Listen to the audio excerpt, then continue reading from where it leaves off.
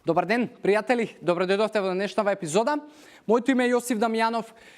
Денеска одговарам повторно на прашање и цела недела ние со прашања и крајот на неделата ќе ни биде со одличен гостин. Како и да е, денеска имаме длабоко прашање и неколку теми кои што ќе се обидам на било кој начин у ова кратко време да дадам можеби некаква добра содржина. Марија, фала ти што ми искомуницира на Инстаграм и фала ти за интеракцијата и прашањата кои што ги постави. Многу ќе им значат на многу луѓе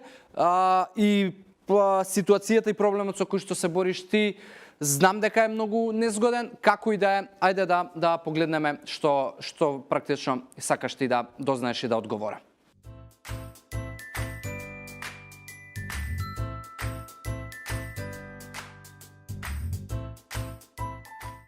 Марија,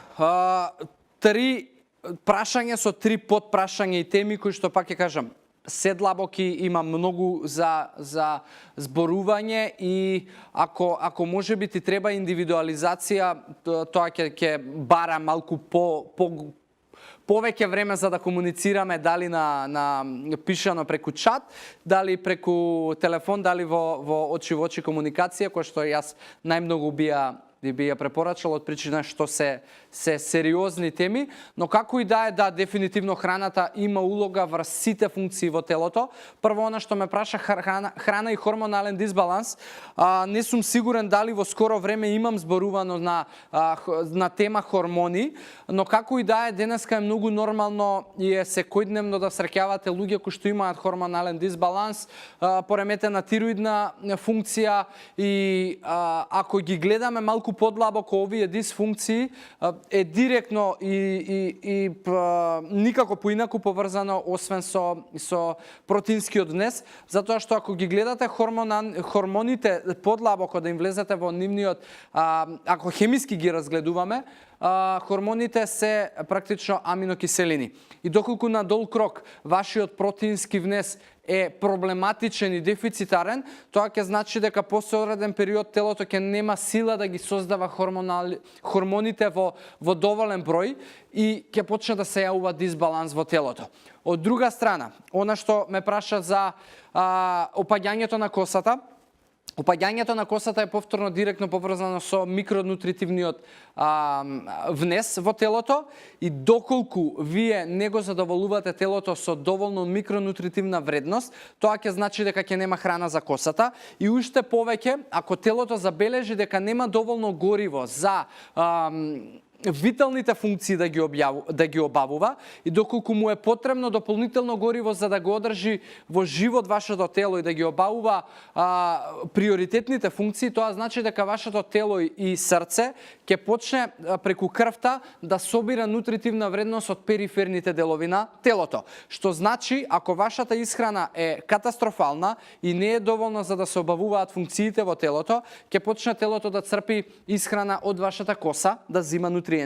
да зима нутриенти од вашите ногти, да зима нутриенти од вашата кожа, да зима нутриенти од вашите коски, затоа што ги смета како попериферни делови и не толку важни и затоа ќе почне прво таму да си црпи. И при тоа црпење ќе значи дека ќе почне да страда косата, ќе почне да страдаат ногтите да бидат кршливи, ќе почне да страда кожата, ќе почне да страдаат коските. И затоа се јавуваат овие проблеми. Така да нема конкретно решение кој што јас ќе ти го кажам, да јади го ова или земи оваа крема или овој шампон, ќе ти се реши проблемот. Да, тоа може да помогне како додаток на она што веќе е основа, односно добра и квалитетна исхрана, вода и активен животен стил, но во секој случај на крај на денот повторно се сведува се на тоа да имаме добар животен стил, а не да користиме одреден производ, лек, додаток во исхрана или шампон, затоа што самиот збор кажува дека тоа е додаток, а не е основа на твојот начин на живење. И трета работа за кожата, ја напомена во овие неколку работи, но конкретно за екземата, веќе тоа е диагноза, искрено, и не би сакал јас да се мешам во тие диагнози, затоа што си постојат луѓе кои што учеле факултети и имаат титула доктор, и докторите најдобро знаат што Што значи тоа и што да ти помогнат и како да ти препишат терапии. Затоа не би навлегувал многу подлабоко, но она што јас го имам од искуство, освен што би требало да ја решиш исхраната и да ги комплетираш овие неколку работи за кои што зборував пред малку, моје искуство за човек кој што драстично си е подобри екземата е како додаток во исхрана да внесуваш алоe вера и од внатрешна, и преку уста да го внесуваш и да го внесуваш да го нанесуваш на деловите на телото кај што ти се јавува екземата, повторно алоe вера како крема или гелови кои што се на база на алоe вера, кои што ги помагаат, ја хидрираат кожата, ја хранат, смируваат воспалителни процеси, така да јас само како додадена вредност на сето ова што го кажав,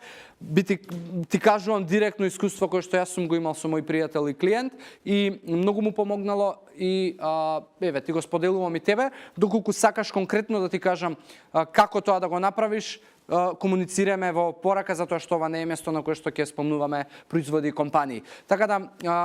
фала ти, Марија, уште еднаш за прашањето. Овие се длабоки теми. Ако можам на било каков друг начин да ти помогнам малку поиндивидуализирано, комуницираме назад на Инстаграм или било на кој начин, ќе дадам се од себе за да ти пренесам се што јас знам и имам искуство по овие неколку прашања кои што ми ги постави, али се одлични, знам дека многу луѓе се мачат по оваа тема и се надевам дека ќе ви донесат вредност и ќе ви помогнат у некој дел. За сите останати, пак ќе кажам,